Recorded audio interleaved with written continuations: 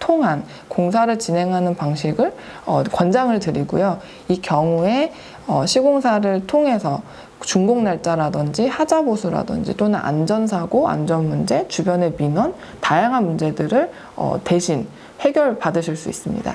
그래서 이제 리모델링을 결정을 하셨고, 리모델링의 목적을 설정하셨고, 리모델링 공사를 어떻게 진행하실지 결정하셨다면 이제는 이 과정에서 설계사, 즉 건축가 또는 디자이너가 어떤 역할을 하는지에 대한 이해가 매우 중요합니다. 사실 건축가나 디자이너는 디자인을 한다라고 하는 기본적인 역할을 가지고 있어요. 근데 디자인은 재질을 선정한다거나 컬러를 선정한다거나 또는 공간의 형태를 선정하는 이런 단순한 1차적인 역할이 아니고요. 더 나아가서 건축주가 가진 목적에 맞는 공간을 창출해 드리려고 하는 그 역할을 수행하게 됩니다. 다시 말씀드리자면 공간의 컨셉을 잡고 이 컨셉이 과연 우리 건축주가 가지고 있는 목적에 부합한지를 검토하고요. 그 과정에서 뭐 집기라든지 가구라든지 재료라든지 다양한 것들을 준비하게 됩니다. 그래서 이 과정을 통해서 도면이라는 것을 제공하게 되고요. 이 안에는 당연히 설계 도면이 있을 거고 공간을 보여주는 스케치가 있을 거고 투시도, 재료보드, 뭐 모형 등의 다양한 시각적 활동들을 통해서 건축주분이 상상하던 건물이 어떻게 시각화되는지를 보여주는 역할을 합니다. 그래서 이 과정을 다 지나게 되시면 마지막 단계에서 건축가 또는 디자이너의 역할은 예산을 산정하는 것입니다. 사실 예산이라는 거는 기준이 없으면 많다 적다를 가늠하기 어려운데요. 이 건축가 또는 디자이너의 활동들을 통해서 적절한 예산이 무엇인지를 판단하고 설정하시는 과정을 거치시게 됩니다. 이 다음에 디자인이라는 기본 업무 이외에 건축가 또는 디자이너의 중요한 역할은 사업을 관리한다라는 관리자의 역할입니다. 앞서 말씀드렸지만 건축 과정이라는 것이 굉장히 다양한 관계들을 내포하고 있고 민원이라든지 또는 다양한 공정들을 내포하고 있기 때문에 이 과정을 건축주가 직접 해결하실 경우 굉장히 많은 어려움을 겪게 되시는데요. 시공사를 관리한다던가 또는 주변의 이웃들과의 관계를 이어나가는 과정에서 건축가나 디자이너는 이런 관계 조율을 위한 관리자의 역할을 하게 됩니다. 또한 더 나아가서 시공사가 과연 잘 디자인대로 진행을 하고 있는가 또는 이 단가가 합당한가 등에 관련된 다양한 검토 감리 작업을 하게 됩니다. 마지막으로는 이제 시공 준비인데요. 시공 준비는 사실 시공사를 선정하는 경우에는 시공사가 하게 되지만 그 전 단계에서 더 적절한 재료, 더 적절한 방식의 시공법을 건축사 또는 디자이너가 먼저 검토하고 건축주의 입장에서 이런 부분들을 확인하게 됩니다. 그래서 총체적으로 보자면 디자인, 그다음에 리모델링의 사업을 관리한다, 그리고 시공을 더 합당하게 끌어갈 수 있도록 시공 준비를 한다라는 역할을 하는 것이 바로 설계사, 즉 건축가와 디자이너의 역할입니다. 그래서 여기서 중요한 것은 건축주분이 이 설계사의 역할을 충분히 이해하시고 충분히 활용하셔야 시공 과정에서 생기게 되는 다양한 문제점들을 효율적으로 관리하실 수 있습니다. 그래서 제가 이번에 보여드릴 것은 설계 단계에 관한 것인데요. 사실 저희도 실무를 담당하다 보면 건축주분들이 과연 이 설계 과정이 어떻게 되는지를 잘 모르시기 때문에 겪는 수많은 문제점들이 있어요. 그래서 이 건축의 설계가 어떤 과정을 거치시는지를 정확히 알고 계시면 이 단계에 따라 진행을 하시게 될 거고 훨씬 효율적이고 안전한 공사를 진행하실 수 있다고 보겠습니다. 첫 번째는 이제 기획 설계인데 이때가 앞서 말씀드렸던 사업성을 검토하고 타당성을 조사하고 리모델링의 목적과 유형을 결정하시는 단계입니다. 그 다음에 앞서 말씀드렸던 안전진단, 심의 등을 거치게 되고요. 그 다음에 하는 것이 바로 기본 설계입니다. 기본 설계는 디자인 위주의 작업이고요. 이때는 컨셉을 구체화한다거나 재료를 선정한다거나 디자인을 시각화하는 방식의 디자인 작업을 하게 되고요. 이 단계가 마무리가 되면 건축주분께서는 기본 설계 도서라는 것을 받게 되시고 이에 기준해서 시공 가견적을 받게 됩니다. 즉 예산을 산정할 수 있게 된다는 말인데요. 이 가 내역을 가지고 이제 기준점을 삼으신 다음에 시공사를 먼저 선정하시거나 또는 건축사에게 재의뢰하셔서 실시 설계라는 과정을 거치게 됩니다. 이 실시 설계는 시공을 위한 맞춤 설계 과정이라고 보시면 되고요. 저희가 바닥을 마루로 깔겠다 했을 경우 이 마루는 어느 제품을 쓸 거냐, 어느 단가치를 낼 것이냐를 이 과정에서 결정을 하게 됩니다. 그래서 실시 설계가 마무리가 되면 사실은 재료, 컬러, 그 다음에 어떤 형태의 어떤 가구가 들어오는지까지 전체적인 그림을 정확하게 보실 수 있고 이것을 가지시고 이제 시공사에 입찰을 내게 됩니다. 물론 앞서 말씀드렸던 설계와 시공이 통합화된 경우에는 입찰이라는 과정을 거치지 않고 이 실시 설계를 통해 나온 내역을 가지고 건축주 분께서 확인을 해주시면 시공으로 바로 연결이 되고요. 만약에 설계와 시공이 분리된 경우라고 하면 이 자료를 가지고 입찰, 즉 다양한 시공사에게 견적을 받아 보신 다음에 그 중에 가장 합리적이라고 생각되는 시공사를 선택하셔서 시공을 진행하시게 됩니다.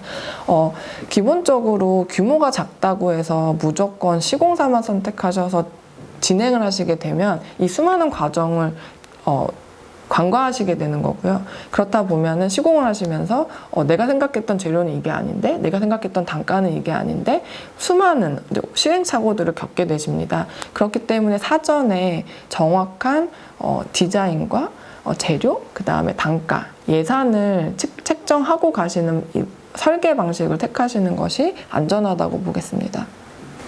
이제 리모델링을 결정하셨고 목적을 설정하셨고 어떻게 리모델링 공사를 진행하실 건지를 결정하셨다면 이 공사의 과정이 어떻게 이루어져 있는지에 대한 기본적인 이해가 필요할 거라고 생각됩니다.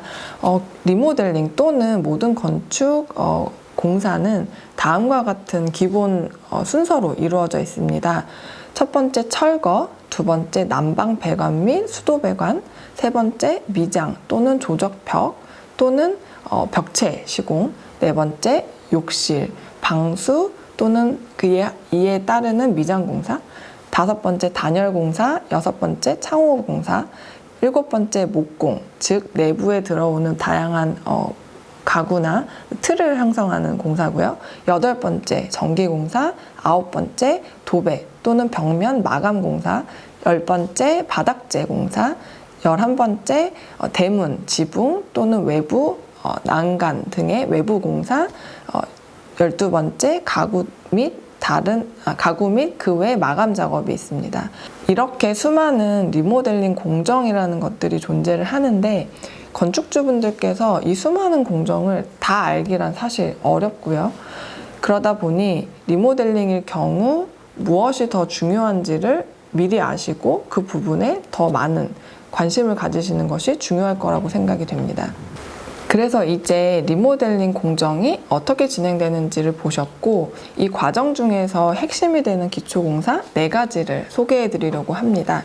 사실 리모델링이다, 인테리어다라고 하면은 예쁘게 새 것처럼 보기 좋게 마무리되는 그 마지막 장면을 상상하시는 경우들이 굉장히 많은데요. 그것도 굉장히 중요하지만 오래된 건물을 개보수하실 경우에는 이 건물이 안전한지 실제로 기능이 원활한지를 판단하고 보수하시는 작업이 가장 중요하다고 볼 수 있겠습니다.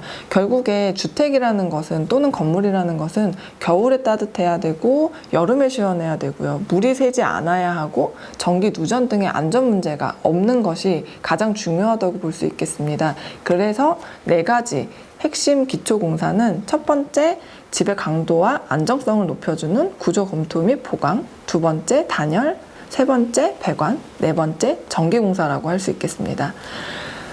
첫 번째는 구조 검토 및 보강인데요. 보통 오래된 건물을 리모델링 하실 경우에 기존에 있었던 벽들을 이제 허무시는 경우들이 굉장히 많은데, 이 과정에서 오래된 건축물의 안전 확보를 위해서 안전 진단 및 구조 정밀 검토를 반드시 받으셔야 됩니다. 이 결과물에 따라서 구조 설계라는 것을 받게 되시는데요. 이때 필요한 부분들은 보강 공사를 반드시 진행하셔야 됩니다. 이렇게 하셔야만 앞으로 남은 10년, 20년을 더 지속 가능하게 안전하게 이 건물을 사용하실 수 있게 됩니다. 두 번째는 단열입니다. 사실 노후 건물에서 가장 큰 문제는 단열이라고 볼 수 있습니다. 워낙 오래전에 시공된 단열이기 때문에 그 효율도가 낮은 경우들이 대부분이고요. 그마저도 취약한 경우가 많습니다. 실제로 사람이 살 수 있는 생활 공간의 경우 단열은 첫 번째라고 보실 수가 있는데, 난방이 취약한 주택이나 오래된 건물들은 보통 알루미늄 창호로 된 경우들이 굉장히 많은데요. 이 경우는 바람을 제대로 막아주지 못하고 소음 차단도 굉장히 취약합니다. 따라서 리모델링을 하실 때 이러한 단열재 또 창호까지 함께 검토를 하셔서 더 보강하는 방식으로 진행을 하셔야 되고요. 단열 부분은 사실은 난방의 문제이기도 하지만 건물의 결로나 또는 누수에도 영향을 줍니다. 그래서 이제 보시는 이미지와 같이 사실 저희가 보는 공간은 벽에도 바닥에도 마감재가 되어 있기 때문에 사실 얼마만큼의 곰팡이가 있는지, 누수가 있는지, 결로가 있는지를 판단하기 어렵습니다. 그래서 오래된 건물의 경우 철거를 하고 마감재를 다 뜯고 나면 굉장히 많은 부분에 누수나 결로가 있는 경우들이 많은데요. 그렇기 때문에 리모델링을 하실 경우 단열 부분을 최우선으로 생각하셔야 된다고 봅니다. 세 번째로는 배관인데요. 배관은 사실 눈에 보이지 않는 부분이다 보니 간과하기가 쉬운데요. 보통 지어진 지 15년, 20년 된 건물이라면 이전에 가지고 있었던 배관들이 이미 그 기능을 상실했거나 그 효율도가 많이 떨어진 경우들이 많습니다. 따라서 바닥을 걷어봤을 때 바닥이 까맣게 변색이 돼 있다거나 이미 물에 젖어서 습기가 가득하다거나 하는 경우들은 굉장히 비일비재합니다. 따라서 리모델링 후에 5년, 10년 정도는 거주할 생각이시라고 하면은 난방 배관 또는 수도 배관을 철저히 검사하셔서 교체해 주시는 것이 중요합니다. 이제 마지막으로는 전기공사인데요.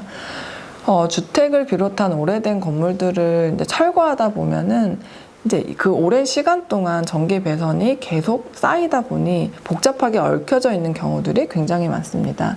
또한 여러 사람이 계속 배선을 쌓아가다 보니 그 처리 상태도 굉장히 비안전할 경우도 많습니다. 따라서 스위치나 배전함, 콘센트 등이 과연 안전하게 설치가 되어 있는지, 누수에는 영향이 없는지 등을 반드시 판단하셔서 전체적인 교체 작업을 하시는 게 좋고요. 리모델링의 경우 전기 배선을 다시 하시게 되면은 새로 사용하실 공간에 적합한 스위치 또는 콘센트 위치를 설정하실 수 있기 때문에 그 부분을 미리 산정하셔가지고 더 효율적인 공간 활용을 하실 수 있도록 하시는 것이 좋겠습니다. 사실 리모델링이라는 작업을 저도 실무에서 하지만 디자인 또는 시공도 매우 중요하나 이 과정을 어떻게 진행하실 건지를 결정하시는 것이 가장 중요합니다. 왜냐하면 아무리 좋은 시공사, 아무리 좋은 설계사를 선정하시고 아무리 좋은 재료를 선정하셔도 이 구조가 불온전할 경우에는 계속적인 문제가 발생하기 때문인데요. 그래서 앞서 말씀드렸던 직영 또는 설계 시공의 통합 또는 설계 시공의 분리를 통한 입찰 등의 다양한 방법들을 소개해드렸기 때문에 이것을 먼저 검토하시고 더 적절한 방법으로 진행하시는 것이 중요하다고 하겠습니다. 네, 지금까지 주택 리모델링에 대한 이해와 준비 과정에 대해서 알아보았습니다. 감사합니다.